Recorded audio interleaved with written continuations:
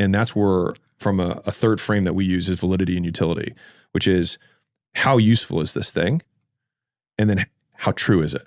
Which would be, in how many contexts is this framework true? And so to give a really simplified example, if I were to say some things work and some things don't, that is valid. It is not useful, right? Now, if I say, here's my 21 step sales framework for gyms, that might be incredibly useful, but if I apply it to salons, it might not be valid. It might be something entirely different. And so trying to find the intersection of those things, which is what is true all the time and what is still also useful in every one of those contexts. And that's the kind of the Venn diagram, or the cross point. And then how do we communicate that in a way that a fifth grader can understand it with pictures and words below for fifth grade? And how can we define terms that make sense rather than just taking dictionary terms? Because at least my opinion, and Trevor shares this with me, is that most dictionary definitions are not useful. Like half the time they use the actual word in the definition. And so we try to define words by behavior, and that has helped me personally, and I think a lot of the audience. Yeah. And you're also someone that I think practices what you preach. Like, it's almost like a religion. With the, webinar book launch that you had there, it was a perfect example of, $100 million offer and, what you've been doing. Leads. Yeah, and leads, right? So wait for the next one. It'll be all three. Okay, there we go. I can't wait. So break it down for me, because, for those that don't know, like randomly, about a year and a half ago, I just started doing workshops on about a monthly basis, just helping out, giving back to people, enjoying these. And it's actually become a great monetization source for Founder OS. And providing value on a consistent basis to people. What a crazy idea. Yeah, exactly. But I was blown away by your execution of that book launch. And I know your team and yourself, like kudos, like you guys put in a hell of a lot of work into that. Yeah. What for you is like the perfect sort of like book launch / like webinar? Like, can you break down maybe some of the principles that went into that? Well,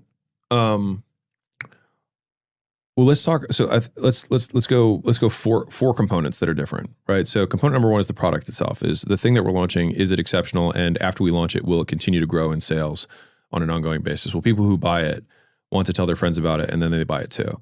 That is thing number one, by far most important, because otherwise, in my opinion, it's just a transaction. Now you're just promoting something. It's basically a movie promo. Yep. You promote for opening weekend, and then that's it. And I mean, hey, there's a play there, but that's not the type of business you do a launch, you make a movie. You're not building a business. So number one is the product and the quality of it, and will people who get it tell their friends. Number two is the promotion itself. And so with our stuff, we talk about, at least in the leads book, I talk about the 8 different ways you can advertise. So there's 4 things you can do, 4 things other people can do. I'll just say them really fast for the audience, but you can reach out to people you know one-on-one. You can reach out to strangers one-on-one. You can post content publicly, which is the stuff that we've talked about to this point. You can run ads publicly, so that's one-to-many to strangers. You can use those 4 to then get you customers, who then use those same 4 to get you other customers through referrals. So a person can post, or they can leave a review, or they can reach out to a friend, or they can reach out to a stranger, all those things. They could even make a testimony that using an ad, right? All those things, the customer you can use to get more customers. You can have affiliates, which are other businesses who have your customers, and you can make deals with them to send you their customers in a way that benefits both of you. And so that's where you can kind of tap into a network of people who've already done the advertising on your behalf, and then you can just get leverage, right? You put less in than you get out. So if I get 100 people who already have a 100-person audience, then I have a 10,000-person audience that can show up to my thing, and I might not have an audience at all. So if you're starting out, making affiliate relationships is a great way to get going quickly.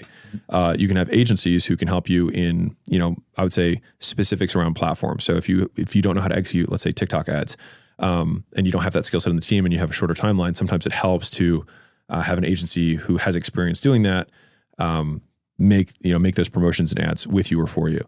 And then finally, you have employees who, they have to do the core 4 for you, which is they have to reach out to people, they have to post content, they have to run the ads on your behalf, so that you don't have to do any of those things in order to get more people to find out about your stuff. And so, part 2 of the perfect book launch would be you use as many or all of those promotional methods to get people to find out about it. The next one would be basically, is there a bigger picture goal that it ladders up to? So that can either be a brand play of some sort. It can be some sort of monetization play. But I think it's worthwhile to have, because with just some thought, you can get even more leverage on the launch by having another reason for the book to exist. And so I think a lot of authors, especially very good authors, like real authors, not, you know, people who write books, but like authors who do this as their main profession, I think they miss out on this a lot. It's just having like, is there a goal beyond the goal? Is there something beyond the book? And so I think that's probably number 3 in terms of the perfect quote book launch. And then the fourth one is, you know, my first book, the offer itself, which is there a way that I can enhance the book so that it's not just a book, it's a solution.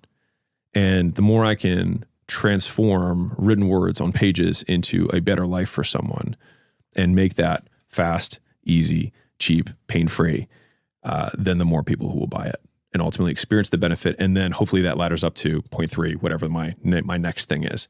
And so those would probably be the 4 components that I would break down for like the perfect, not just book launch, but just launch of anything. Yeah, me and a friend were actually just talking about, you know, $100 million leads, $100 million offers, all your content the other day. Yeah. And it's interesting, like one thing that doesn't get lost in all it is just the importance of an exceptional product. You know, you hear a lot of like marketers or people out there kind of like breeze over that aspect, but really it's the foundation of it all. You know, there's a lot of people out there too that on the other side of it struggle with like perfectionism, you know, just like not launching, building some beautiful mousetrap and never gets out to the world. You know, how do you kind of find that balance between, you know, it's a 9.5 out of 10, it's a 9.7, 9.8, okay, it's 9.85, you know, okay, now we're going to launch this thing. Yeah. You know, what's that point for you? Like as an example, you're writing $100 million leads. You could give it another revision and another, like what's the point? You're like, no, it's time to ship this thing. Really good question.